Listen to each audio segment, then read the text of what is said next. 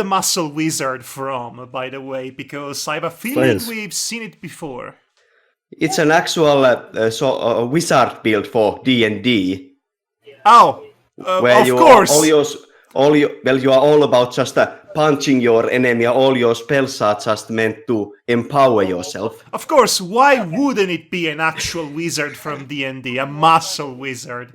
I seem to recall something like that making its way into Devar's Wild Magic campaign. Yeah. That was a thing that happened. Oh yeah, because he basically power slammed an entire golf cart line. Yes, it was Braun Strowman, the muscle wizard, in that Wild campaign. I mean, if we are ever going to do a Wild Magic game, we should use the Wild Magic 10,000 table, where there are 10,000 different effects for your Wild Magic. That's horrifying. That's a horrifying prospect. Especially, how would you roll for that? The 4d10s, if you roll 000, aka 10,000, that's the best effect. Wow. That sounds cool.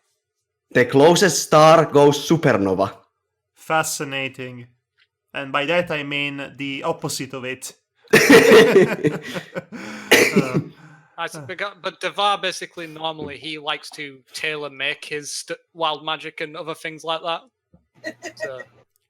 Okay, so anyway, I'm going to go for the night, guys. So, by the way, Ross, before you go, Ross, tell us at which point is your girlfriend in her first ever experience with Danganronpa? She just finished the second trial, and she is now about halfway through the third chapter's living section. Is she enjoying the game and the series so She far? is enjoying the deduction part of it, but since she is not adept at playing games in general, she's actually struggling with the gameplay sections of it. So she'll have the logic down pat, but she actually is having a difficult time actually connecting with truth bullets. Yes, listen, even if you were an experienced gamer, trademark, those sections are awful in the They can first be place. tough, but no, she's playing on the lowest difficulty of that and still just having trouble connecting. I mean, those are pretty badly designed to begin with, so it's not even a matter of being bad at games, it's just bad gameplay in the first place.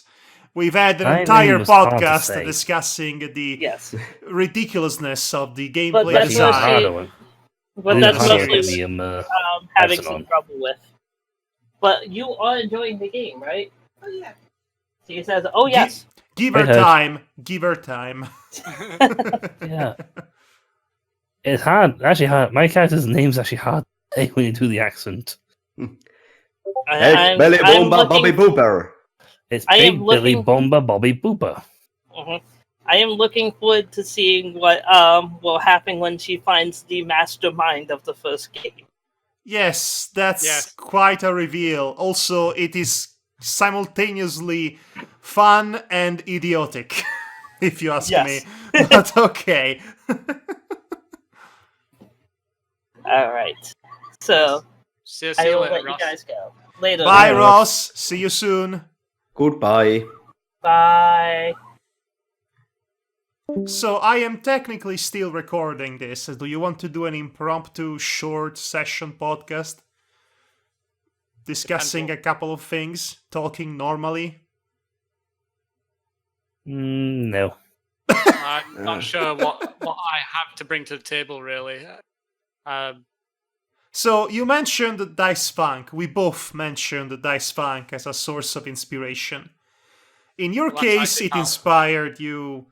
Or ICPAL too. I think we're all fans. Yes. You know, that is the show.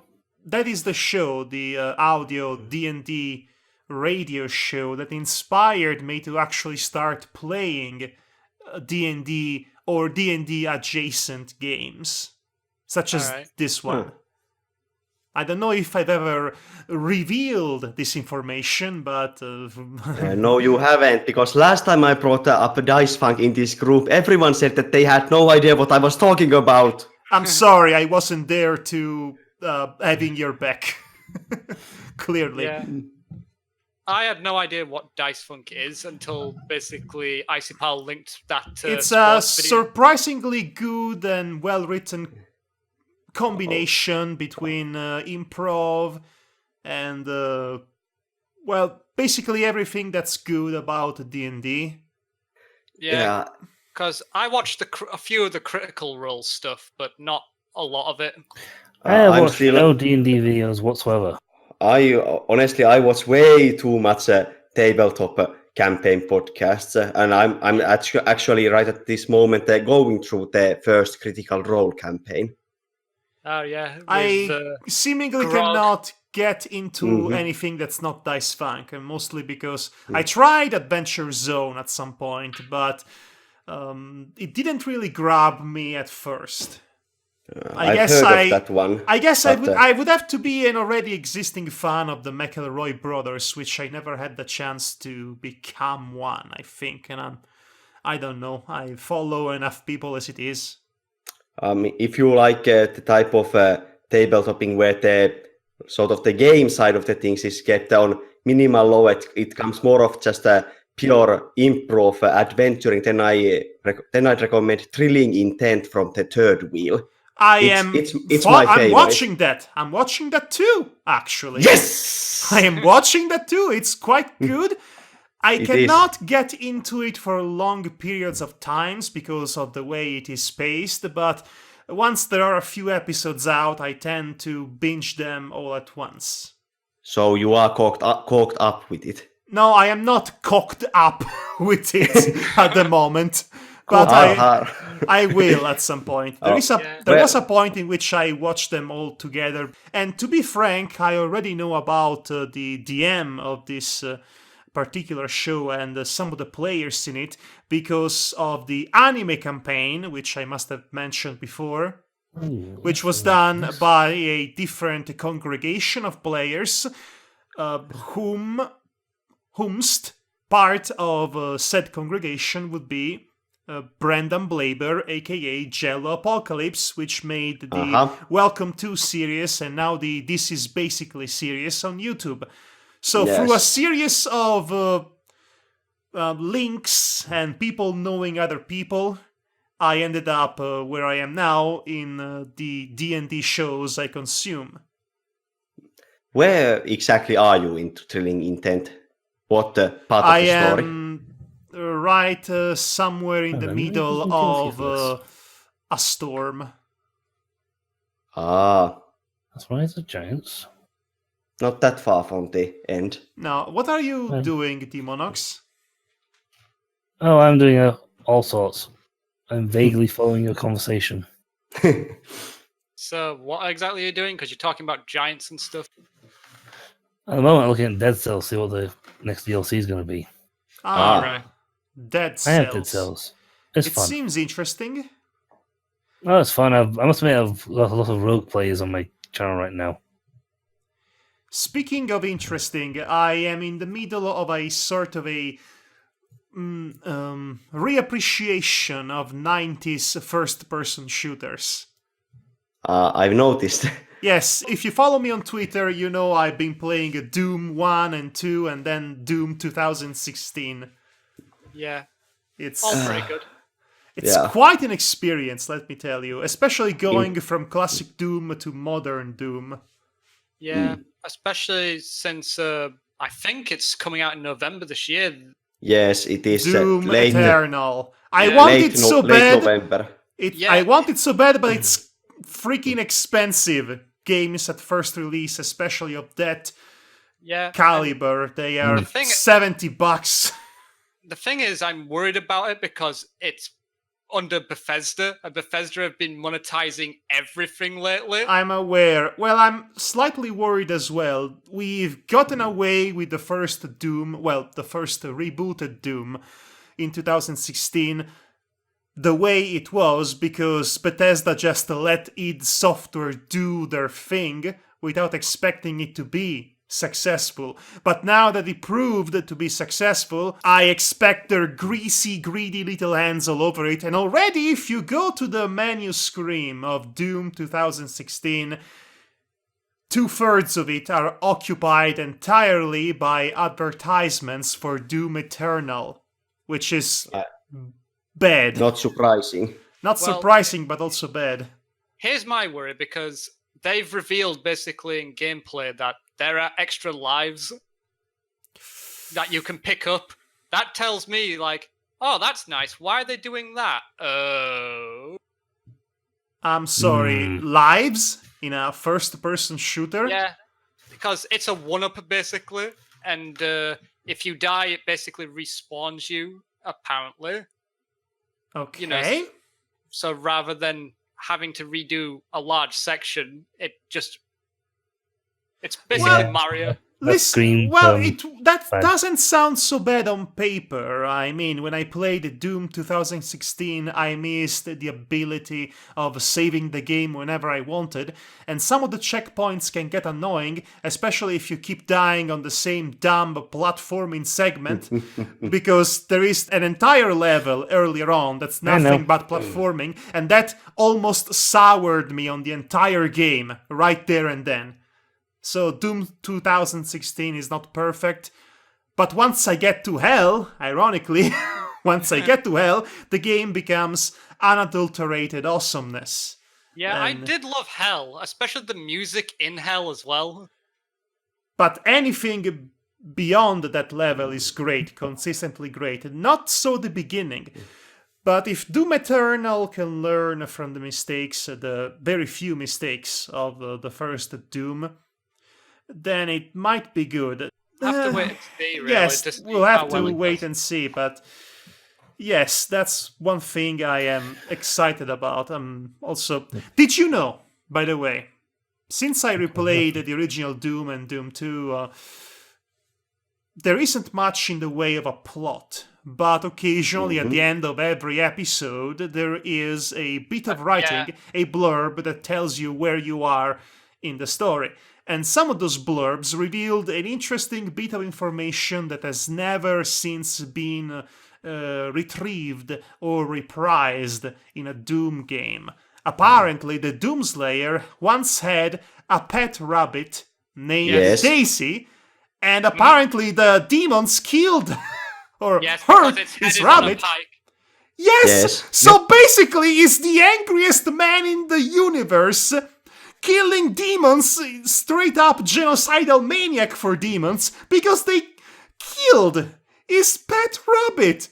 The Doomslayer was the original John Wick. I love it. This adds so many unexpected layers to the Doomslayer guy. I just love him. I mean, the reason why the Doom guy originally was on the Mars facility in original Doom 1 was because he was demoted and sent there because he punched his superior officer when his superior officer wanted him to slaughter civilians. Yep. That's a bit of lore I was not aware, but then again, you don't really need it in Doom. It was in the manual, I believe. Yes, but again, you don't really need much of a plot to make a good Doom game. You just need Doomslayer, cartoonishly large weapons, definitely the BFG and the chainsaw, and demons to slay. And on that note, I wasn't impressed with a lot of the designs in Doom 2016. At first, at least. I didn't care for the pseudo-futuristic, overcomplicated weapon design that's been dead ever since Halo.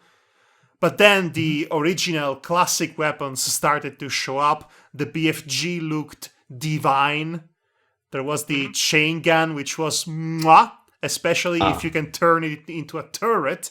Yeah. Oh, hell yes. That is amazing. Especially when it's fully upgraded and you can just fill the enemies with lead. Yes, it's a good feeling. But also, the chainsaw is interesting because it's simultaneously the most powerful weapon, but it has a caveat or two. Because Yeah. now you can use it as a one-hit kill, which is the best use of a chainsaw, especially You for the have more only 3 graphic. charges of it. You only have a few charges of it, and you need to find the gasoline Fuel. for it, the fuel, the gasoline for it, and then suddenly I feel like I'm in Maniac Mansion. Looking for the chainsaw gasoline that doesn't exist in the game. So I think Demonox has left us. Yes, he did well. just. Probably because he felt alienated by the conversation. Well, I feel sorry for him. So we need to indoctrinate him into the cult of Doom. Well, yes, Doom is bloody great, and I've only just started to appreciate it right now. Yeah. Although I have all previous Dooms myself. Although I have to say, Doom 2 can burn in hell. Before Doom 2016, my only experience with the Doom series was playing the shareware version of the original Doom on PC. I mean, it was the only way to play them. Yeah. Which was included the first episode of the game. Yes, I have a lot of fond memories of both Doom 1 and 2. So funny that about Doom, because it was released in not as one complete game, but in several episodes that would eventually comprise one complete game. It was basically Telltale before Telltale in that sense. That was the era when you had to make every copy of the game by hand and send it by mail to the buyer. Doom 2, I believe, was instead released as one long game with bonus material.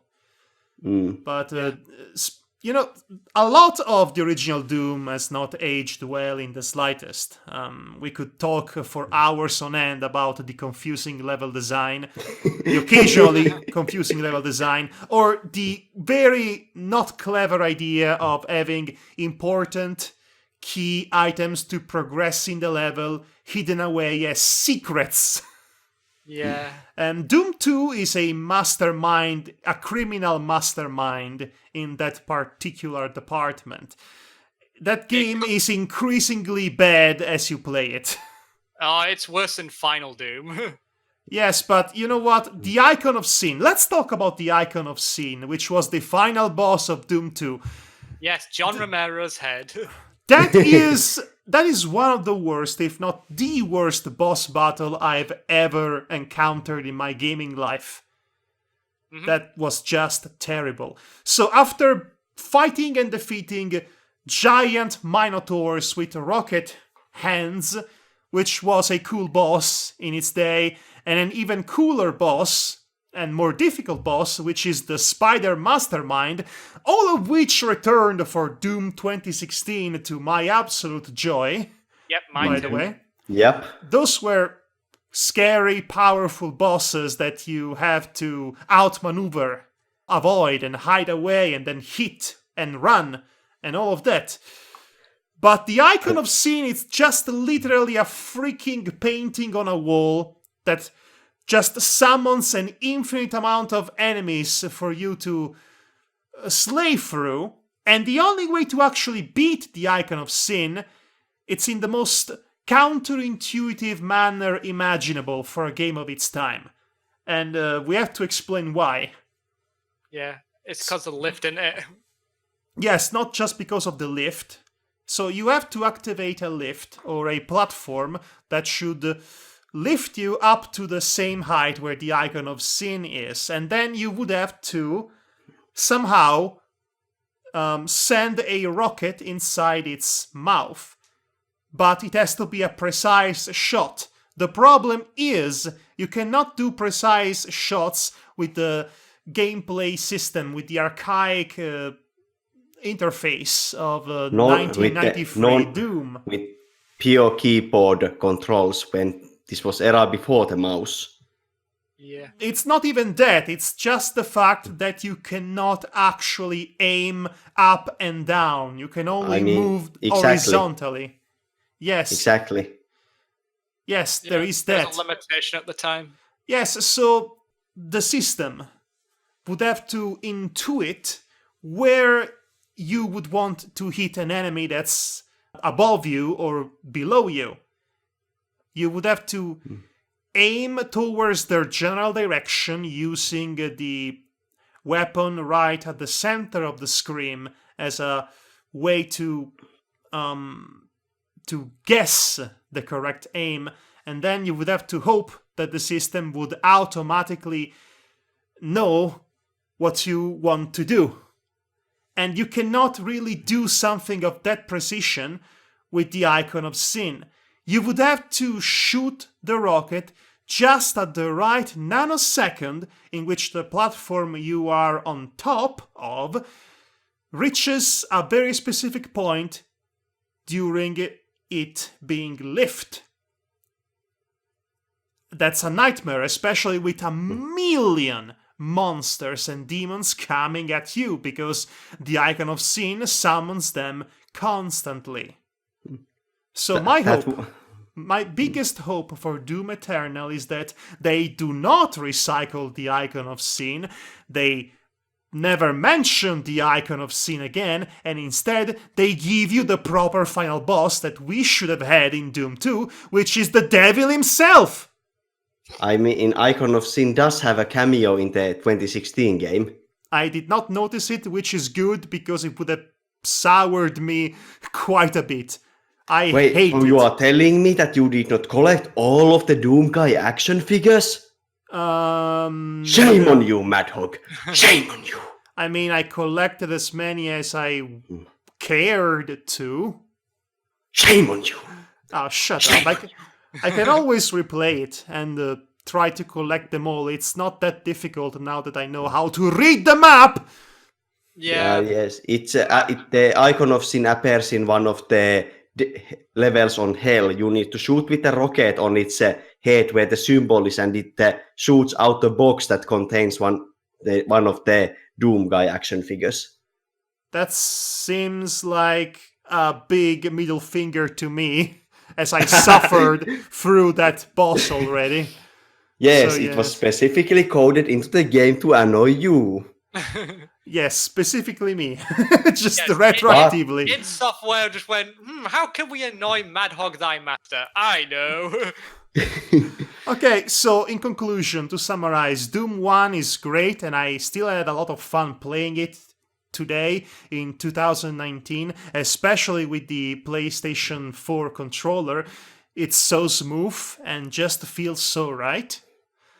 Doom 2, I would avoid it like a plague, because at first it seems like a slightly better designed version of Doom 1, but as you progress it gets more and more annoying and frustrating and difficult in very unfair ways.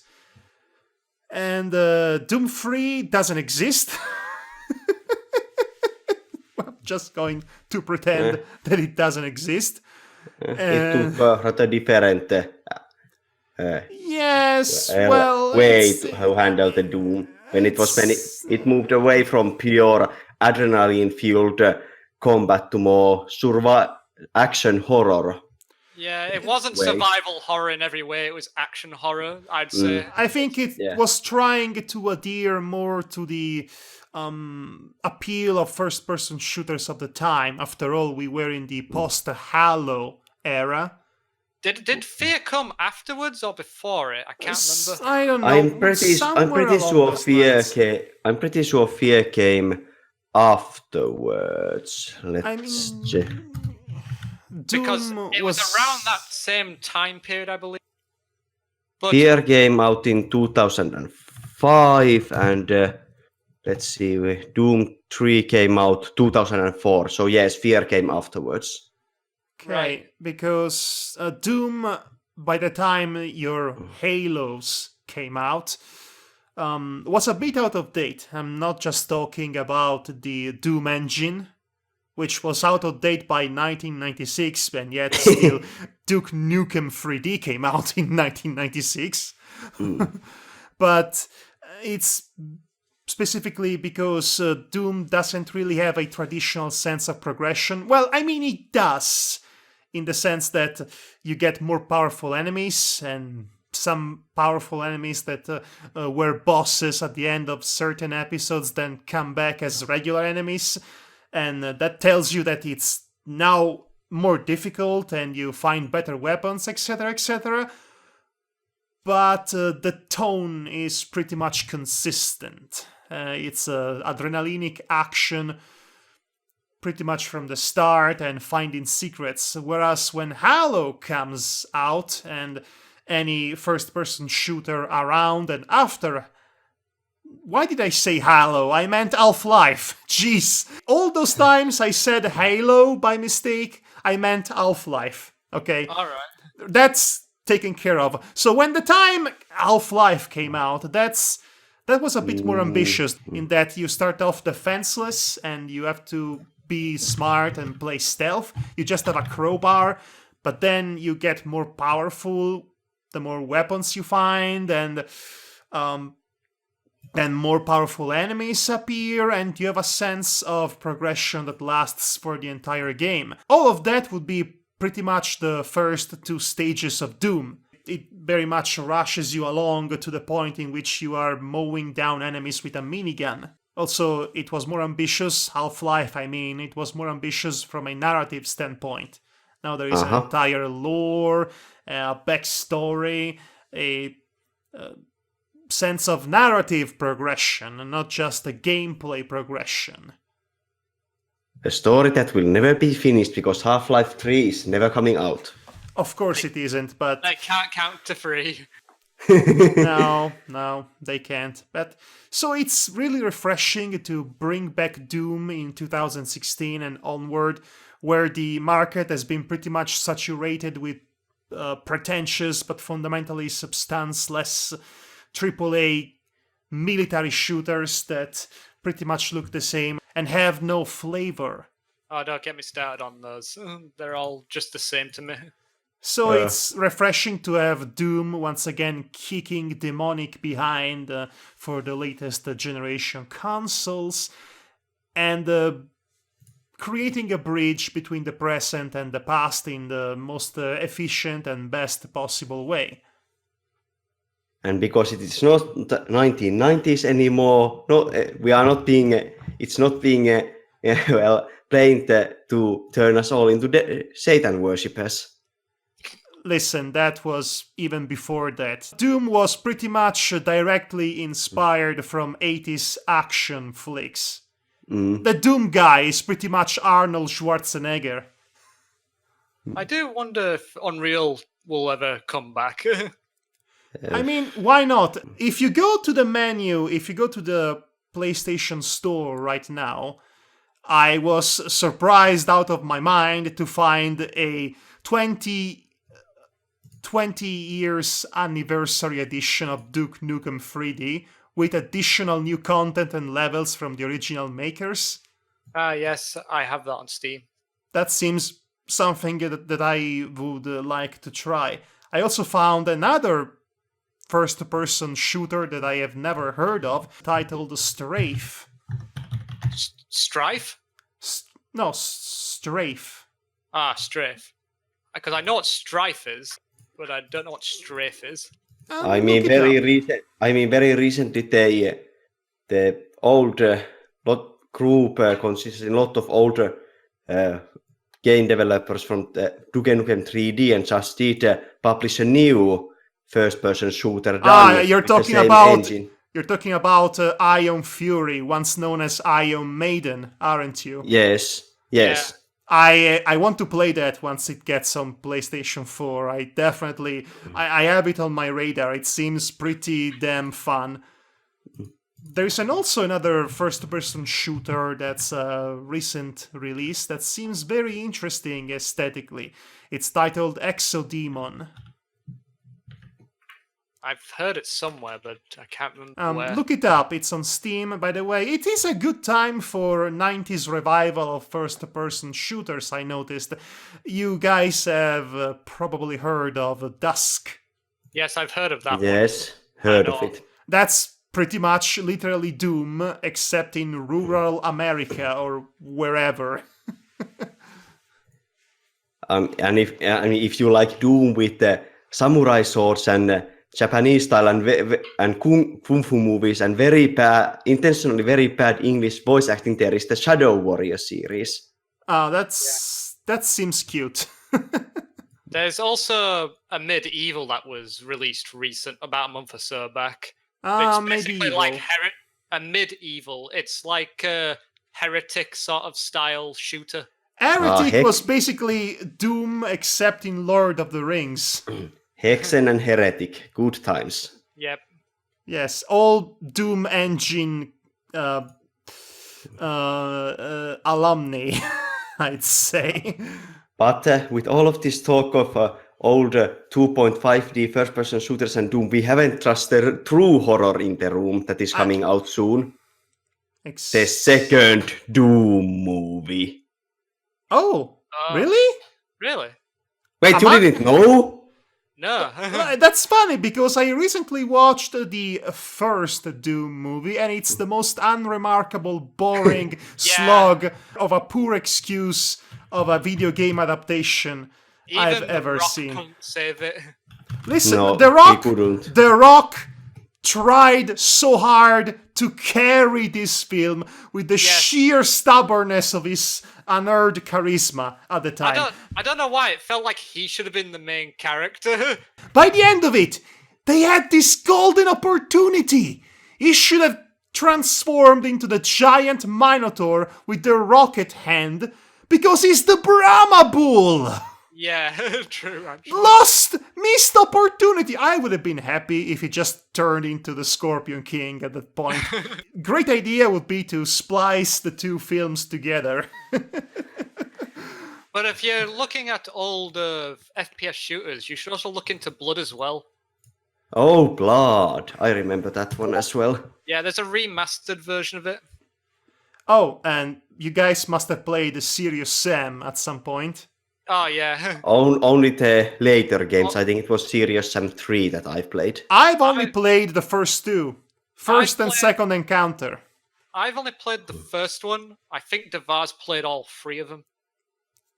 Famously, the first one had the biggest, ridiculous, gigantic final boss that was ever put in a video game at the time. It was so big. It filled the entire screen. One of my favorite moments in Serious Sam was when one of those headless suicide bomber guys he goes, "Are yourself!" And then just an army of them come over the hill. Yes, my personal favorite moment in the entire series is when he is in the winter level in the second encounter and suddenly jingle bells, and then an army of monsters and then a rock version of Jingle Bells kicks in and it's the best. I also really, really like the music they used in the last level of Serious Sam: The Second Encounter, the one about the big church. All right. There is this ridiculously epic theme. Na na na na na na na na na na na na. Whenever you fight enemies. Do you recall it? I actually use it quite a bit in my videos. I've never played the second one, so I don't really know it personally. Oh, so you don't... Oh, well, in that case, let me enlighten you real quick. Because I've only played the first one. I know, you should play the second encounter specifically because of that Christmas-themed carnage that I just mentioned. Let's see. I just realised, Dicey Pal. What? Your character, Alfred Cunningham, and Lord Santa are just basically big, muscly old men. Yes, that is true. Because it's just funny, just imagine them talking to each other, just being all intense with their muscles. And have you ever seen Fullmetal Alchemist Brotherhood? Oh yes, I've seen it. I've seen both animes and read the manga. when both Armstrong and the husband of Izumi, I can't remember his name now, they Ah, see each yeah. other for the first time and they're just staring at each other, and then suddenly their shirts rip and they just start busy posing with their muscles. Yes, and they friendship bond over their muscles. Yes. It's an awesome scene. I just have that imagination with your character and Lord Santa. Muscles speak louder than words. Pose. Here it is. Okie dokie. It's the Grand Cathedral. From Serious Sam, the second encounter. All right. Well, I'll listen to it when we're not talking because I don't want the music to get through to the microphone. Honestly, I think everybody should listen to it right now. It's so good. I think we could use it as a way to end this impromptu podcast on a high note. Yeah, it does sound it make a good ending music. I'm playing it right now. It does seem to end on a high note. Pretty much, yes. So yes, thanks for joining us, everybody. I actually did not program for this to become a full-fledged podcast by the end, but hey, what do you know? I want to extend my apologies to Demonox for not including him into the conversation more, but then again, we were pretty much narrow-mindedly discussing something we were all familiar with. He was not. Our love of slaughtering demons. Yeah. Doom and the Doom generation, if you will. And then on to first-person shooters in general. I was never a big fan of first-person shooters to begin with, but I do have my nostalgic moments, and this soundtrack right here is one of those. Right. So, this has been Madhog, Thy Master. And Danton Stormkeeper. And Icy Pal. And yes, good night, everybody. See you in hell! Have a Till- seriously good evening. And remember to doot! I bring you doom. No. Doom. Invader Zim, yes. Doom. Doom.